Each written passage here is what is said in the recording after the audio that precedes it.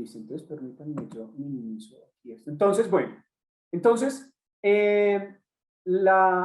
voy a hablar específicamente sobre el diseño y operación de esquemas de pago por servicios ambientales, llamémoslo en paisajes agropecuarios, pero en dos iniciativas de ganadería en dos momentos diferentes. Entonces creo que el primero fue el que nos permitió entender muchas cosas que fueron implementadas a mayor escala, pero creo que en este primer piloto que les voy a hablar ya mismo, nos ayudó a que esas lecciones aprendidas fueran mucho más fácil hacer el escalamiento, sin decir que el escalamiento tuvo también algunos retos importantes. Entonces, el primer caso que les quiero hablar es un proyecto que se implementó en 3 países. En Colombia se implementó por la Fundación CIPAP, estamos hablando del Valle del Cauca, es una organización que nació en el Valle del Cauca. También en Costa Rica con CATIE y en Nicaragua con MIPLAPAN, que es parte de la UCA, de la Universidad de Centroamérica. Este proyecto se denominaba como Enfoques Silvopastoriles Integrados para el Manejo de Ecosistemas y se implementó entre los años 2003 y 2007. Los recursos provenían del GEF, del Fondo Mundial para el Medio Ambiente, y digamos, como la agencia implementadora o quien monitoreaba todo el proyecto era el Banco Mundial. Entonces, habían también socios muy importantes, las corporaciones autónomas, la CBC, también la Corporación Autónoma Regional del Quindío, en fin, digamos, organizaciones muy importantes, y también, como ustedes lo ven ahí, otra organización, Bayuna, la Fundación Calidris, en todo el monitoreo de biodiversidad. Entonces, este proyecto fue un proyecto que quería implementar el pago por servicios ambientales para transformación hacia una ganadería sostenible. Entonces, el proyecto se desarrolló con 110 fincas en la cuenca del río La Vieja, que es el norte del Valle del Cauca y el departamento del Quindío. Este proyecto tenía un componente muy grande, que es a lo que nos convoca esta reunión, asociado a pago por servicios ambientales, asistencia técnica a todos estos productores, y también, como lo ven al lado derecho de sus pantallas, un monitoreo de biodiversidad, un poco para evaluar el impacto de esas prácticas que se estaban implementando, los sistemas silvopastoriles o la conservación o restauración de áreas. Entonces, ¿eso qué efecto tenía en biodiversidad? Y bueno, ahí ven unos primeros resultados que identificamos en este proyecto. Vemos que encontramos cerca de 200 especies de aves en estas fincas. No sé, 200 especies de aves es el 25% de la totalidad de las aves que tiene un país como los Estados Unidos, lo cual es impresionante. Es decir, en paisajes productivos se conserva biodiversidad, y era una de las cosas que buscaba el proyecto, como garantizar que cómo estas implementaciones o la conservación de bosques en fincas ganaderas contribuyen a la conservación de la biodiversidad. Y ven también el caso del monitoreo de hormigas. Bueno, creo que un elemento muy importante, lo que quería resaltar aquí, es cómo el proyecto hizo un ejercicio para monitorear esos impactos en biodiversidad, en cambio climático, en calidad del agua, en esas fincas. Este fue un proyecto que tuvo estas 10 fincas distribuidas en unas fincas que recibían pago por servicios ambientales y asistencia técnica. Había un grupo que recibían solamente el PSA, no se les daba asistencia técnica, y había un grupo control, donde solo se tomaban los datos. No les damos asistencia técnica, no les daba ningún incentivo y no les hablábamos nada del proyecto, un poco para evaluar cómo se comportaban esas fincas también. ¿Cómo hacíamos los pagos? Que creo que fue algo que Juan y Ana María me pidieron el favor que también hiciera énfasis, y es monitoreábamos cada uso del suelo, diferentes usos del suelo, o sea, delimitábamos el lindero de la finca, pero también delimitábamos cada uno de esos usos y los monitoreábamos. Teníamos una línea base y los monitoreábamos año a año. Aquí pueden ver una de esas 110 fincas que monitoreamos, cómo cambiaron durante el desarrollo del proyecto. Entonces, ahí, pues digamos, a simple vista se pueden ver cuáles fueron esos cambios. Y a partir de cada uso del suelo, que aquí es importante de una vez irlo enlazando, estaba asociado a cuál era el pago, cuál era el monto total que recibían, que partían de usos de la tierra que no generaban servicios ambientales, en teoría, digamos que había una provisión de servicios ambientales muy pobre, como unas pasturas sin árboles, unas pasturas degradadas y un bosque maduro que puede proveer mucho más beneficios a la sociedad. Entonces, de ahí lo que nosotros hicimos, y vuelvo a hablar de los usos de la tierra, porque para este proyecto que se desarrolló entre el 2003 y 2008, construimos la guía de pago por servicios ambientales, ¿no es cierto? Esa guía, básicamente, lo que hacía era ayudarnos a identificar 28 diferentes usos del suelo. Digamos, el proyecto lo que hizo fue trabajar o monitorear 28 usos del suelo, y dejo la palabra, dejo el número de 28 porque es una lección aprendida también, que más adelante lo mencionamos, que era como todo el mosaico de diferentes usos que los ganaderos tenían en esa zona donde se desarrolló, o en las zonas donde se desarrolló en Colombia, en Costa Rica y Nicaragua. Este proyecto, creo que ustedes ya lo han hablado en otros espacios, pero el proyecto se enfocó en dos servicios ambientales, carbono y biodiversidad.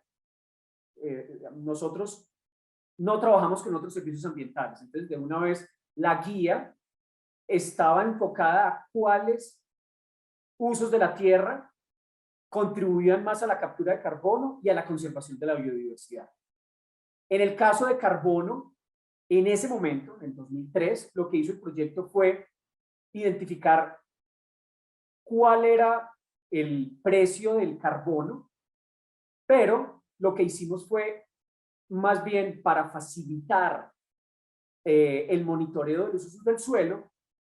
Nosotros lo que hacíamos era darle un puntaje a cada uso del suelo. Una pastura degradada era 0 en carbono, 0 en biodiversidad. Era como pensando en los objetivos del proyecto. No queremos esos usos del suelo.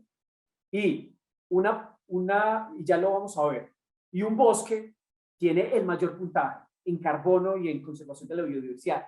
Y hay toda una matriz que va desde pasturas degradadas hasta bosques o ecosistemas naturales conservados, humedales, páramos.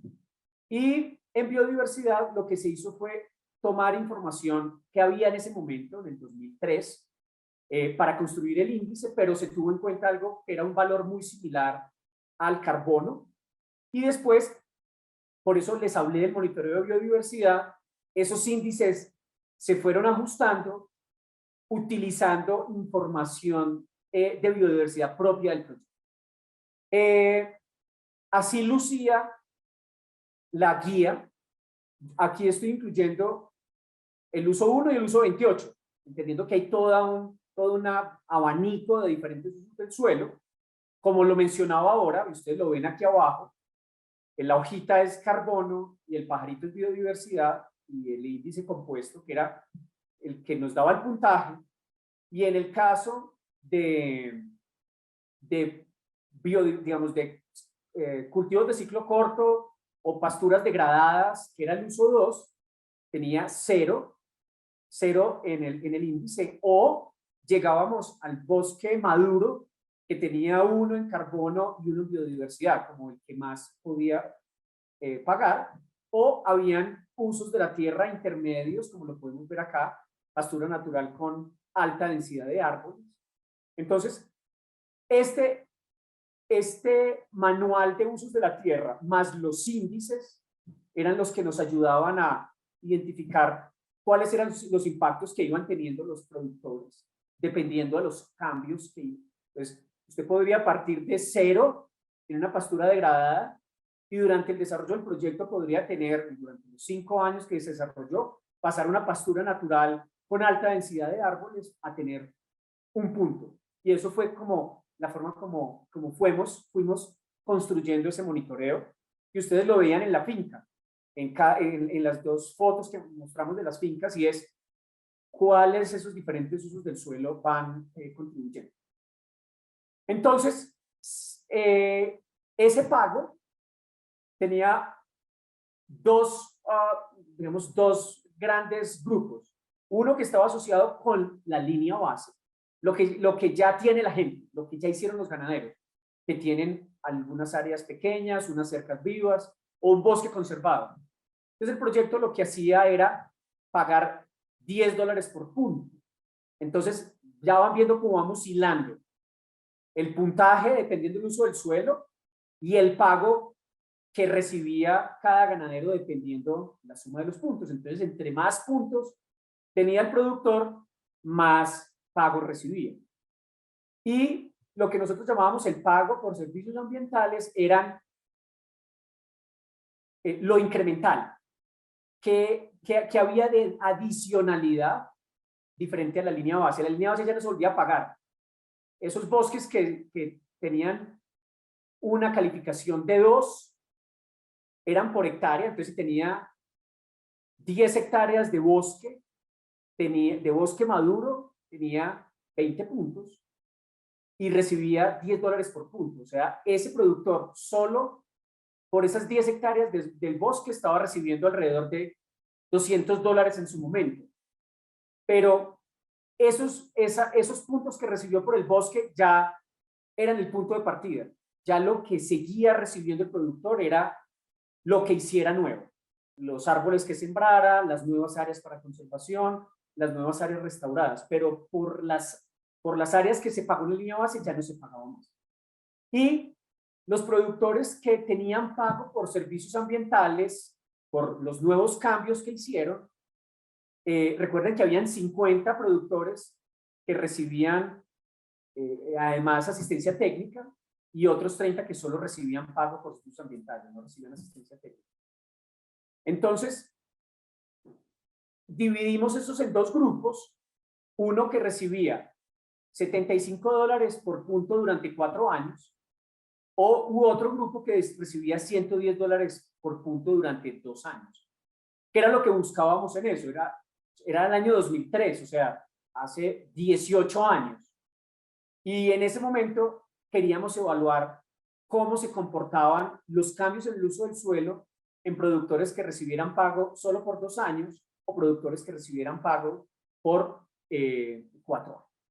Entonces, ¿qué usos de la tierra? Aquí un poco la lógica de qué se implementaron, cuáles fueron usos de la tierra que implementaron muchos los productores. Las cercas vivas fue algo digamos, que era relativamente sencillo y no implicaba inversiones importantes para el productor. Entonces creo que las cercas vivas fue quizás lo que más se implementó. Ustedes pueden ver ahí, como les decía, el proyecto fue entre el 2003 e inicios del 2008 y los monitoreos se hicieron, estos 5 monitoreos.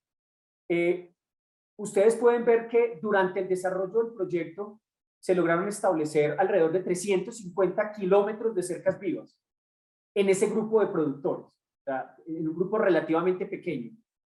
Y que con seguridad ustedes tienen esa inquietud y es, ok, los esquemas de pago por servicios ambientales, los productores aprovechan esos recursos, los toman y cuando se vale el incentivo, tumban lo que hicieron. En este proyecto no ocurrió eso. 4 años después hicimos una evaluación de esos cambios en el uso del suelo sin proyecto. No había ni incentivo, ni proyecto, ni nadie. Lo que hicimos fue visitar esos predios 4 años después y lo que nos llamó la atención es que se mantuvieron esos cambios, no se echaron para atrás.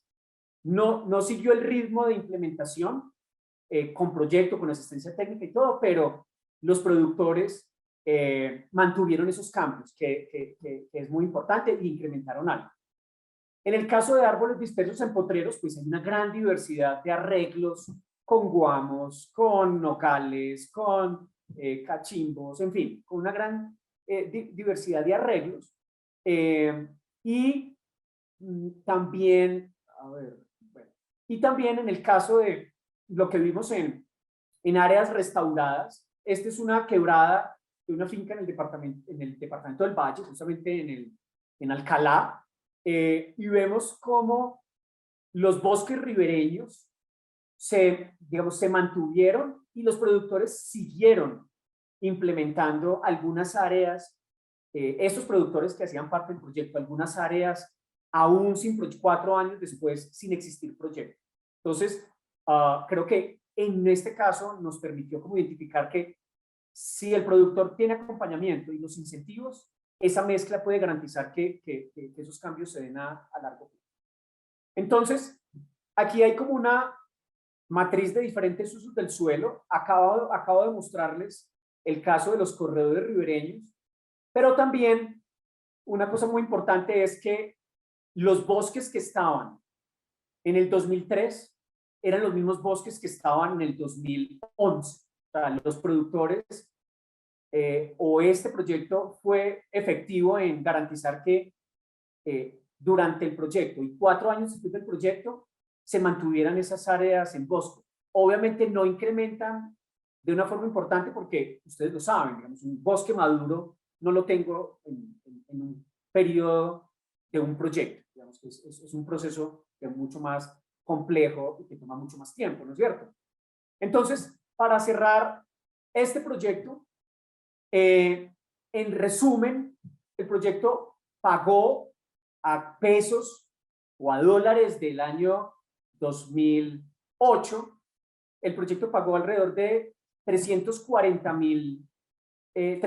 millones de pesos, perdón, a esos 80 ganaderos que recibían pago por servicios ambientales. Recuerden que de esos 80 habían 50 que recibían además asistencia técnica y otros 30 que solo recibían el incentivo. Entonces, ahí vemos que aproximadamente fue como la plata que recibieron estos productos. Voy a pasar rápido con unos aprendizajes y es, que también fue algo que me pidieron que hiciera énfasis, es, uno, los productores respondieron a los pagos.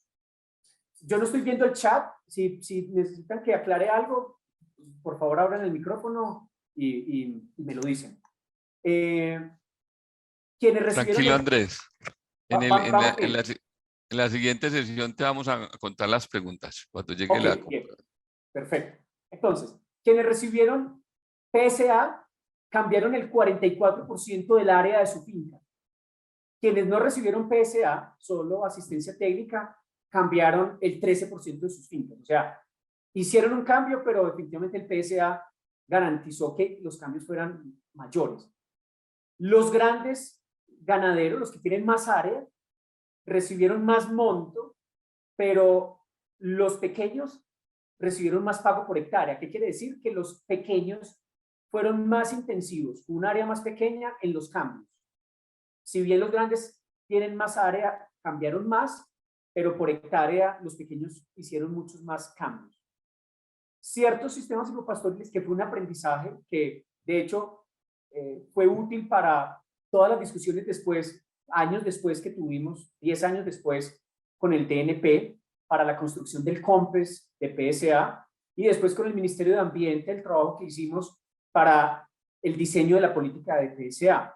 Y es ciertos usos de la tierra. El proyecto pagaba indistintamente a usos para la conservación o a usos para la producción.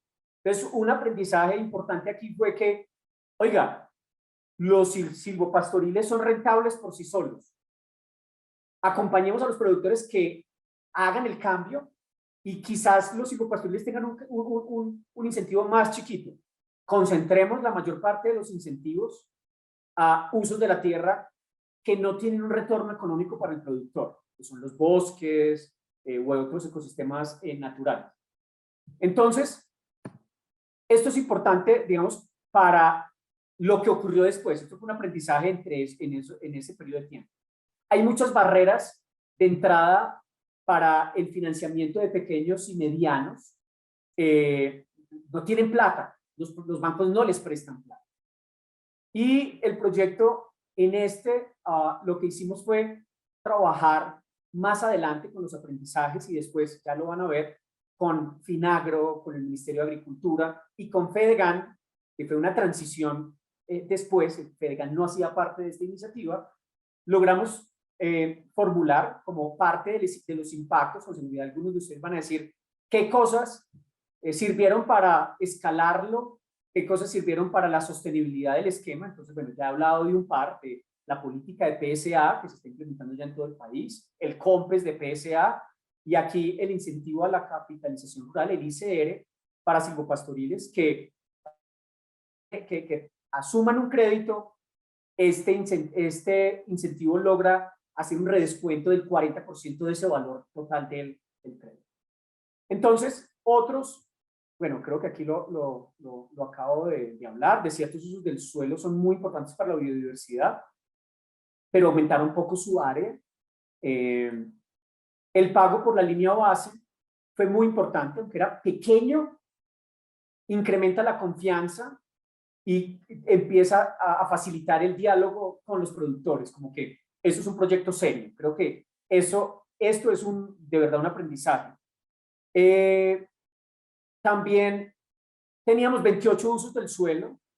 El proyecto aprendió que no se necesitan 28 usos del suelo, hay que, entre menos usos del suelo, mejor, porque entre más tengas, es más costoso monitorearlo. Y en términos de los cambios en el uso del suelo, hablábamos de cercas vivas, árboles dispersos en potrero. La regeneración natural fue una súper estrategia para garantizar que los productores establecieran silvopastoriles. Mucho más porque en algunos casos son productores pequeños o pobres que no tienen una capacidad de inversión, entonces es trabajar con ellos en eso. No hay que sembrarlos, es mantener los árboles que crecen de forma natural en esos potreros, ¿no es cierto? Y otra de las cosas que aprendimos en este esquema, que creo que aplica para todo, y es importante involucrar administradores, trabajadores de fincas, no solo hablar con el propietario. Creo que las familias, los niños, quienes viven en la finca, son fundamentales para ese cambio. Listo. Entonces, esta era la primera parte, es qué hicimos entre el 2003 y el 2008, con CATIE, Nitlapán, de Nicaragua, y CIPAF en Colombia, más las corporaciones autónomas. Bueno. ¿Y qué hicimos después? Pues este primer proyecto, todos estos aprendizajes que les mencioné, también nos ayudaron a buscar estrategias de cómo lo escalamos. Y quizás un elemento fundamental era cuáles son nuestros socios. Entonces, en ese momento, yo tuve la fortuna de trabajar en esa primera fase todo el tiempo con CIPAF. Después pasamos a la creación de Ganadería Colombiana Sostenible, que empezó en el año 2011 y fue hasta el año 2020. Fueron un poco menos de 10 años de implementación.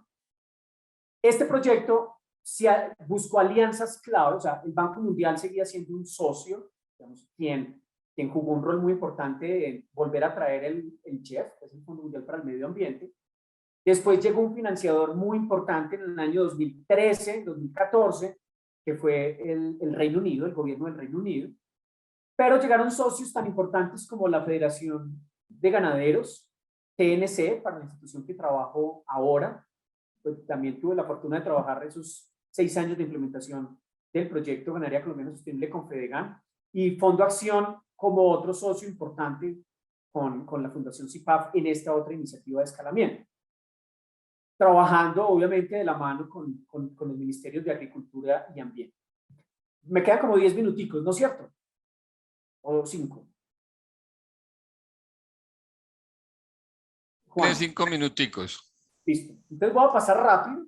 Y este proyecto, en resumen, fortaleció algunos elementos más asociados a reducción de la pobreza, a producción de material vegetal, fortaleció biodiversidad, pero mantuvo esa lógica de cómo escalamos pago por servicios ambientales y asistencia técnica.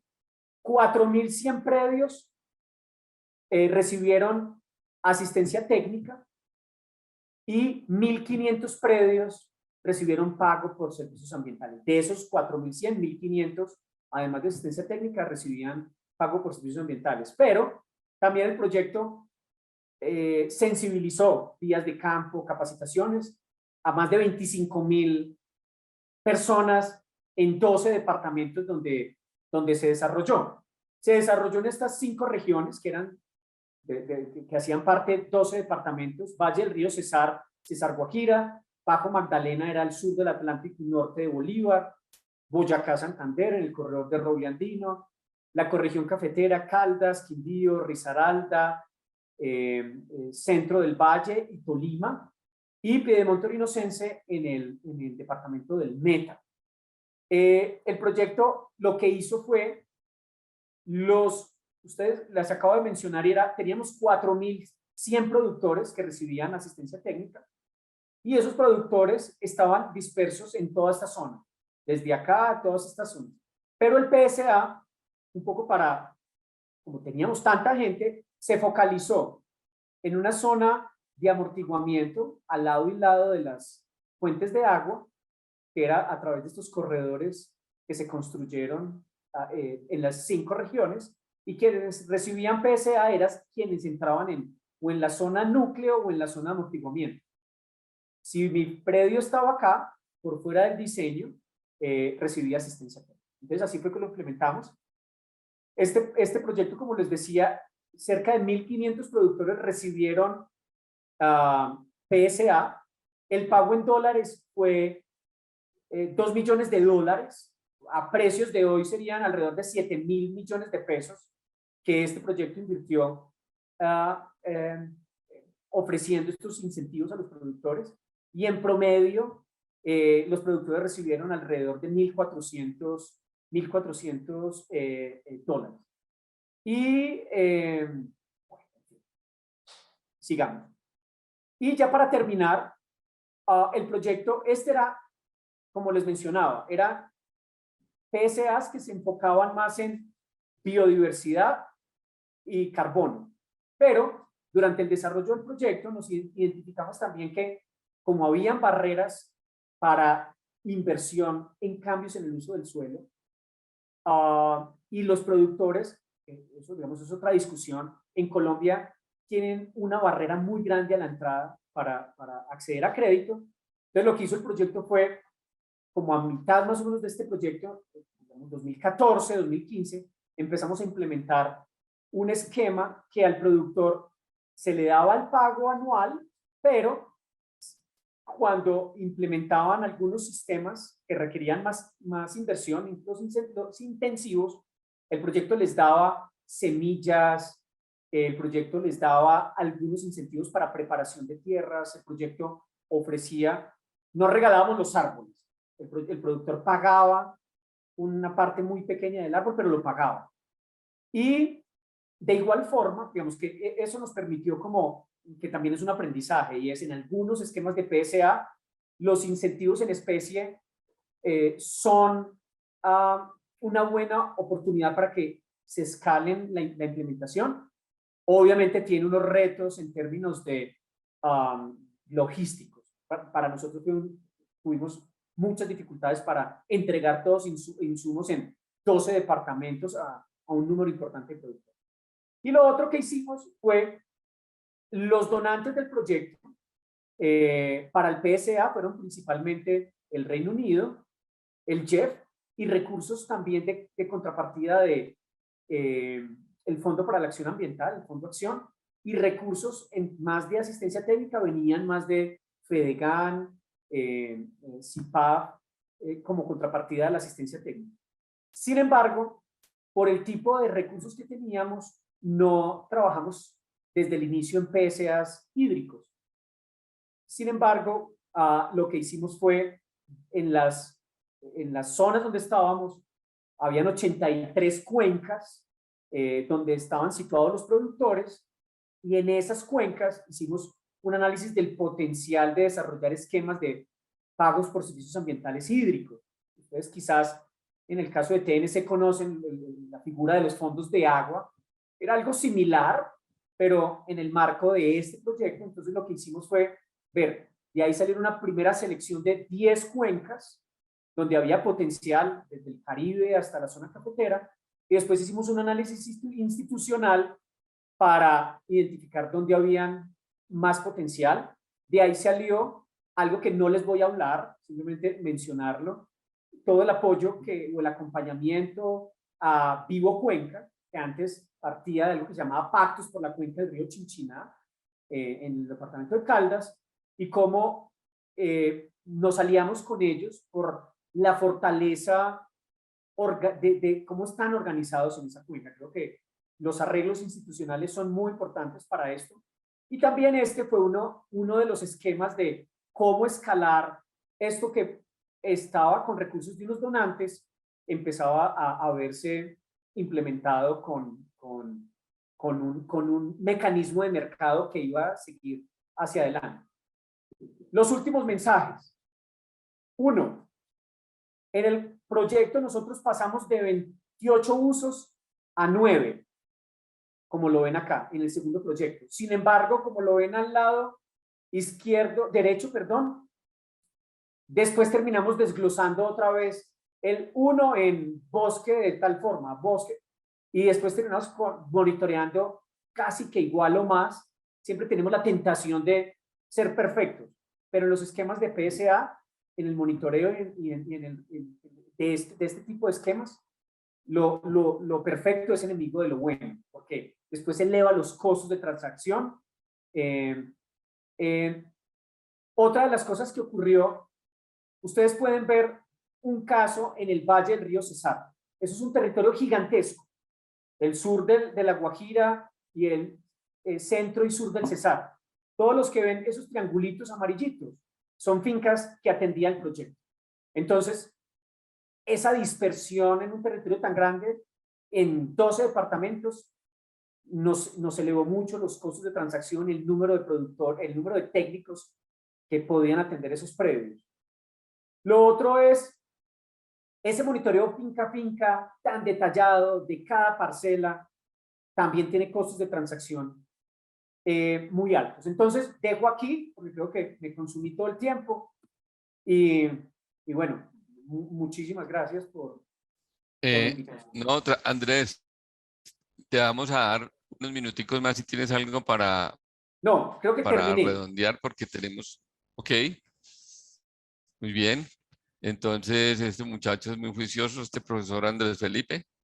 Estamos pendientes del ingreso de nuestro segundo ponente. Muchas gracias, Andrés Felipe, por compartir esa experiencia que es realmente, pues, pionera, diría yo, en este tipo de ejercicios y ha servido de aprendizaje para ti, pero para muchas de las cosas que están sucediendo ahorita. Bueno, Andrés Felipe, tan pronto termine la segunda ponencia, hay como una especie de pequeño conversatorio en donde los primeros 15 minutos el colega Raúl, el profesor Raúl de la universidad, va a ser como el anfitrión está recogiendo las preguntas pues para compartírtelas a ti. Igual tú puedes ver las preguntas desde ya en el archivo respectivo del cual tienes link. Y acto seguido, con el segundo ponente, otros 15 minutos para también retomar las preguntas que le corresponden a él, ¿vale? Entonces, desde ya puedes ir mirando las preguntas y yo me permito entonces introducir a nuestro segundo ponente invitado. Él se llama Giovanni Viasus. En este momento es estudiante de maestría en gestión ambiental de la Pontificia Universidad Javeriana. Es especialista en gestión ambiental de la Universidad Pedagógica Tecnológica de Colombia, de la UPTC de Tunja.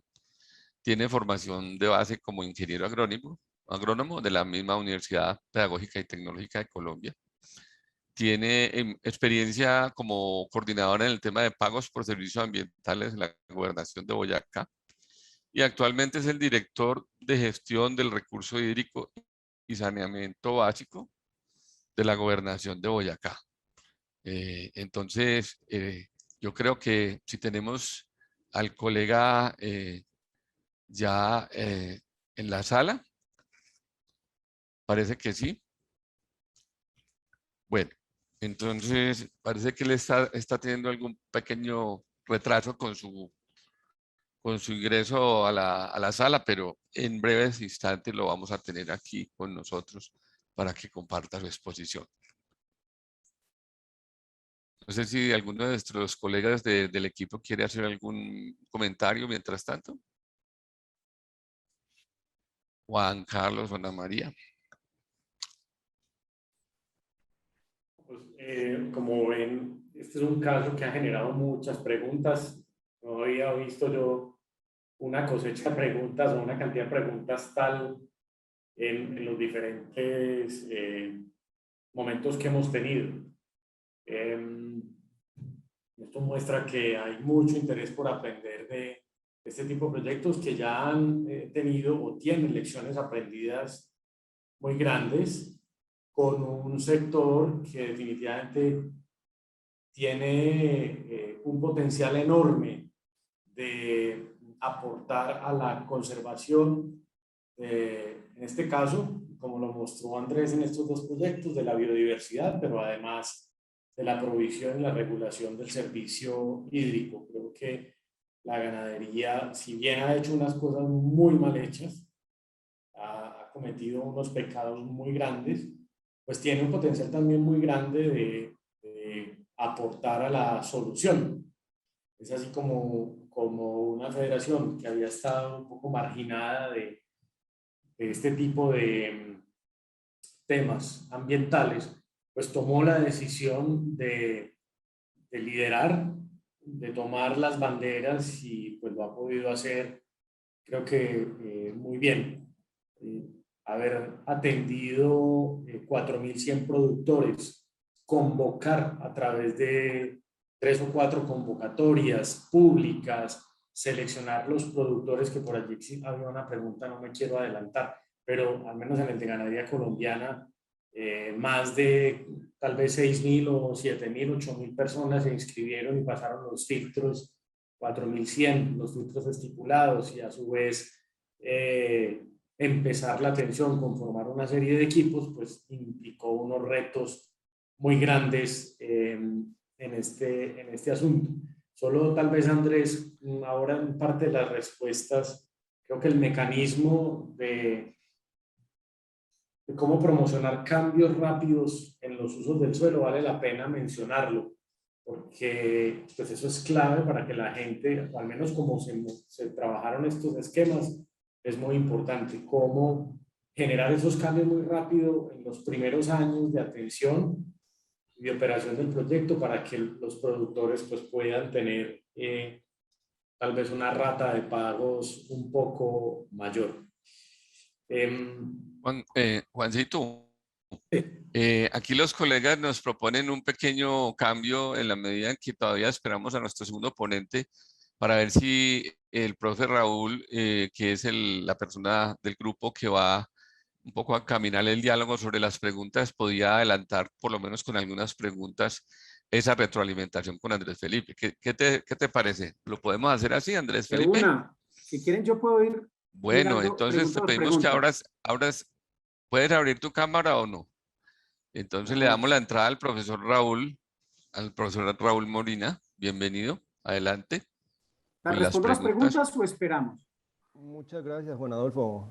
Andrés Felipe, muchas gracias por la presentación. Pues la idea es que pues vamos hablando, yo voy leyendo las preguntas y usted Ok, nos perfecto. va Listo. contestando. Sí, vamos Adelante. por un par de preguntas como para que usted pueda retenerlas mejor y vamos dándole respuesta a los participantes del evento. Como dijo Juan Carlos, hay muchas preguntas aquí, entonces es un tema muy interesante. Entonces, dentro de de estas preguntas hay una que le llama mucho la atención a las personas. ¿Qué caracteriza un punto? Esos puntos que se estaba hablando de que se le pagaba a los ganaderos por punto. Entonces, una de las preguntas es, ¿qué caracteriza a uno de esos puntos para el pago? Listo. Muy bien. Eh, El punto, si quiere, trato de responder rápido para que podamos listo, listo. Vale, responderles a todos. Me parece vale. importante.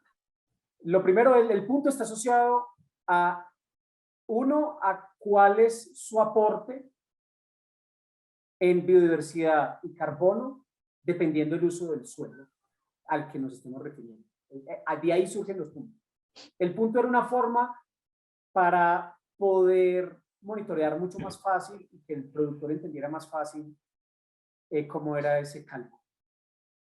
Ok, vale, André Felipe. Aquí hay dos preguntas que están asociadas, las voy a leer. Dice, ¿qué diferencia encontraron entre los predios que se implementaron el PSA y los que tenían adicional al PSA asistencia técnica? Y la segunda pregunta que también está relacionada con este tema es,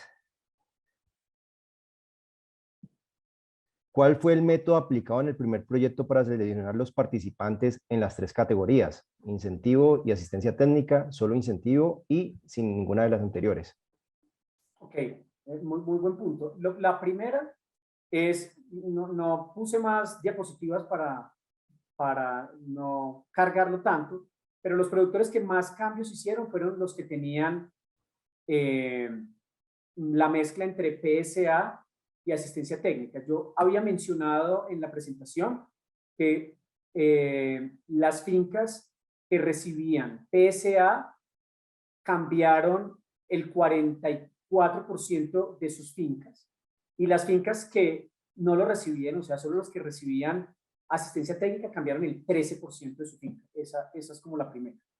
La segunda es el proyecto. Lo que hizo en ese momento, en el año 2003, fue abrir convocatorias entre asociaciones de ganaderos, convocatorias en los municipios donde se iba a implementar, y después hicimos algo muy sencillo, que fue hacer casi que unas balotas. Reunimos a todos los productores que habían sido seleccionados en la Corporación Autónoma Regional del Quindío, en la CRQ, y cada productor sacaba su balota. En ese momento fue como una rifa, básicamente. En el segundo proyecto sí fue más, se diseñaron los corredores de conectividad, y donde estuviera el productor dependía del incentivo que recibía. Muy bien, André Felipe. Aquí hay otro par de preguntas que están muy relacionadas. Una dice, ¿qué criterio cómo se monitorearon los cambios en los usos del suelo? Y la otra que está asociada es, ¿qué tipo de indicador utilizaron para monitorear la calidad del suelo?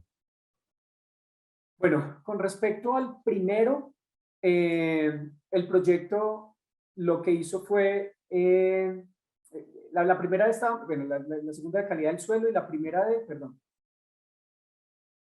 La primera es, ¿cómo se monitorearon los cambios en los usos del suelo? El proyecto lo que hizo, como era un área tan pequeña, en ese momento se adquirieron imágenes satelitales, y teníamos imágenes satelitales de la gran mayoría de los predios. En algunas zonas no, y lo que tuvimos que hacer fue hacer un levantamiento de cada uso del suelo, pues utilizando los GPS y todo esto. Y lo que hacíamos era, como lo mostraba en la imagen, delimitábamos el lindero primero de la finca y después los diferentes usos del suelo internamente, para calcular con un sistema de información geográfico, pues cuál era el área de cada uso del suelo y de cada parcela. Y se monitoreaban anualmente. Anualmente hasta el 2008, hasta el final del proyecto, pero también hicimos una evaluación ex post. Por ahí veo a Catalina Zapata, que también con América hicieron parte de ese ejercicio de la evaluación ex post por allá en el 2011.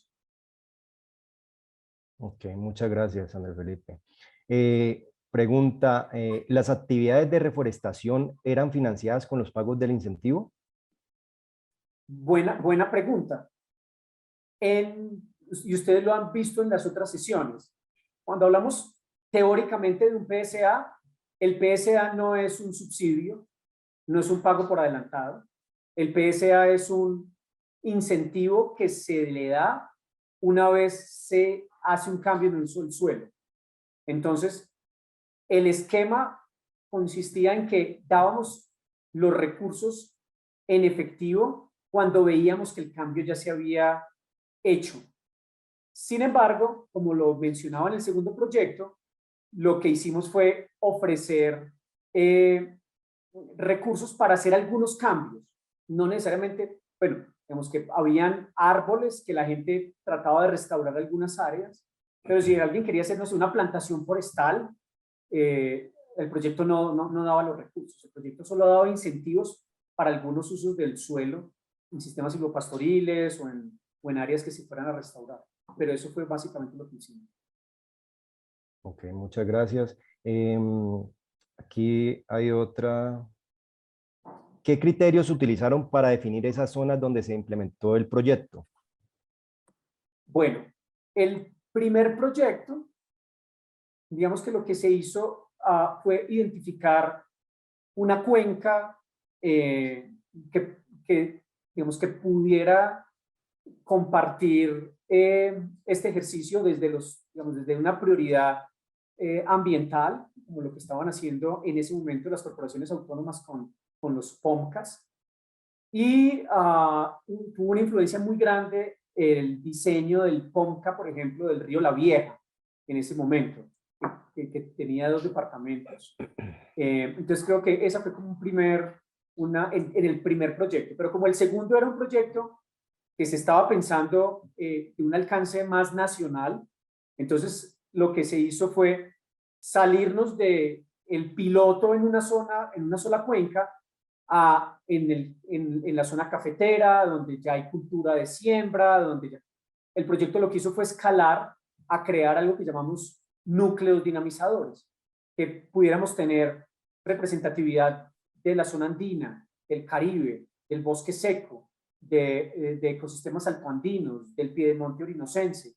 Entonces, lo que hizo el proyecto fue priorizar unas zonas, inclusive habían otras de importancia ganadera como Antioquia, Córdoba, Sucre, que entraron en un primer ejercicio, pero digamos que no es del caso hoy, pero esas finalmente salieron y quedaron las 5 y los 12 departamentos que hablamos. Por aquí hay otra pregunta muy asociada con el tema de las zonas de donde se implementa un PSA. Dice, ¿cómo asociar proyectos de PSA en áreas de ganadería extensiva y conflicto natural con el uso del suelo? Por ejemplo, las sabanas inundables en el Arauca. Bueno, gracias. Creo que es la pregunta de Carlos, de mi amigo Carlos Álate. Qué bueno tenerlo por aquí. Bien, es una excelente pregunta y creo que una de lo que ustedes están viendo hoy con la UPRA es delimitar muy claramente en dónde debe haber y dónde no debe haber ganadería.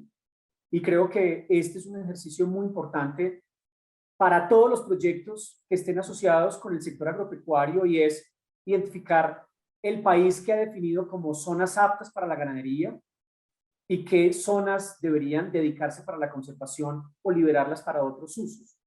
Una de las cosas que hizo este proyecto era implementar unas salvaguardas ambientales y sociales. Las salvaguardas ambientales era, 1, no estar cerca a áreas protegidas. 2, no estar cerca a áreas activas de deforestación. Después, como lo mostré en el mapa, habían como 2 punticos que de hecho el mismo Ministerio de Ambiente nos pidió que fuéramos a hacer un piloto pequeño en un área de deforestación activa en el sur de La Guajira y en el sur del Meta, pero el proyecto implementó esas salvaguardas ambientales, y una de las cosas que también creo que Carlos lo menciona muy bien es, en todo este tipo de proyectos tenemos que tener en cuenta si bien queremos establecer o transformar una ganadería y hacer cambios sostenibles, como sector el sector debe entender que hay sitios donde no debería haber ganadería, en sabanas inundables, en páramos, en ecosistemas naturales, la deforestación, en fin. Entonces digamos que una de las cosas que tenemos que como esquemas, como sector tanto ambiental como sector agropecuario hay ciertos sitios donde no deberíamos producir. Y necesitamos hacer una transición para que estos cambios se den en el mediano y largo plazo.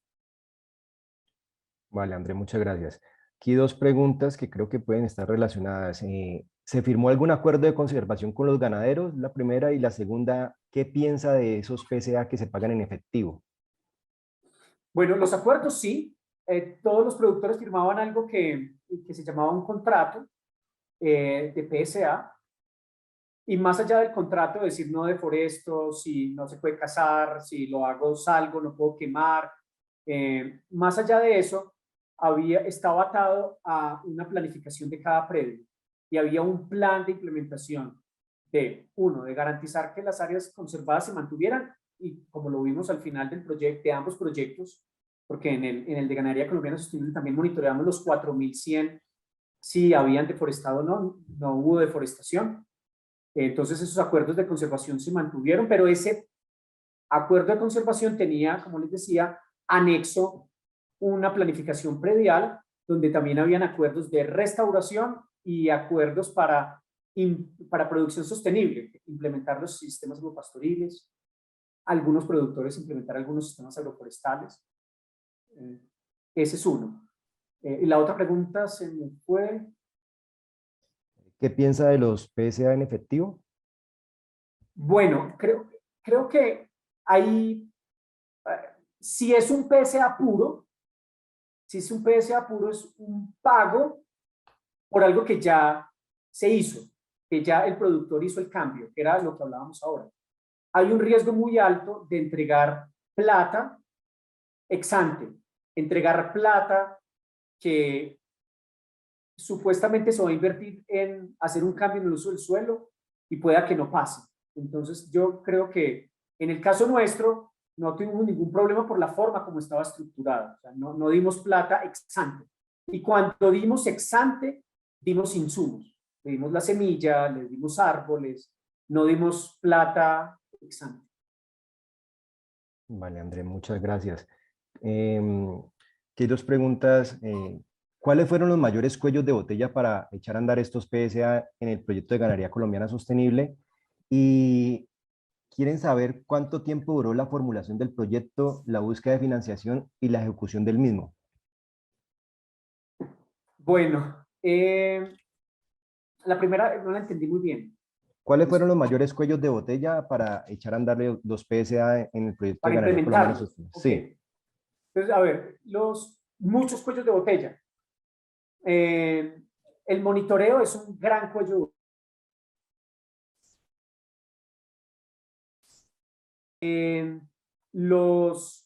Entrenar los técnicos para hacer el monitoreo también.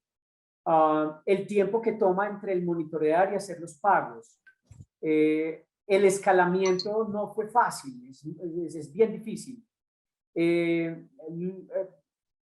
Cuento, los incentivos en especie fueron perfectos, pero adquirir todos esos insumos, entregarlos, fue tremendo el cuello de botella. Entonces creo que casi que todo el monitoreo y seguimiento en detalle, porque fuimos muy detallistas, fue bien difícil seguirlo. La financiación, creo que aquí hubo un actor fundamental que fue el Banco Mundial. Creo que fue el principal socio del proyecto desde cuando se formuló el primero en la década, a finales de la década de los 90, que se empezó a implementar en el 2003. Y el nuevo proyecto que ustedes vieron entre el 2010 y el 2011 y 2020, este proyecto tomó un par de años de formulación con los recursos del JEF, 2-3 años, y cuando se empezó a implementar, 2 años después llegó los recursos de los ingleses. ¿Cómo lo hicimos? No sé, el primero ya había una relación obviamente con el Banco Mundial, en el segundo creo que trabajar con la Federación de Ganaderos, con FEDEGAN, fue súper importante por la escala a la cual ellos llegan. Porque ellos llegan a todos los ganaderos y ayudó en el escalamiento. Y también ellos, FEDEGAN puso recursos del Fondo Nacional del Ganado, de los fondos parafiscales que se utilizan mayoritariamente para vacunación contra fiebre aftosa, destinaron unos recursos que fueron alrededor de $5 millones del Fondo Nacional del Ganado, que es plata de los ganaderos, para hacer esas inversiones. Entonces, bueno, y los ingleses fue básicamente como mostrarles el proyecto, llevarlos a campo y bueno, así, como a grosso modo, cómo logramos la financiación de ambos proyectos. Vale, André Felipe. Bueno, pues muchísimas gracias. Hay otras preguntas, pero pues por cuestiones de tiempo, para cumplir con el cronograma, pues que ya está nuestro segundo ponente, nosotros pues les podemos decir a los asistentes que las preguntas quedamos con ellas y pues se las pasamos a Andrés Felipe para que se las esté contestando, o las podemos enviar por correo. Puedo Para ir que, contestando en el chat. sí, exactamente, aquí por el chat, para que sigamos con la segunda ponencia. Entonces, Andrés Felipe, muchísimas gracias, muy interesante el tema que nos trajo y pues nos dimos cuenta con la cantidad de preguntas que surgieron.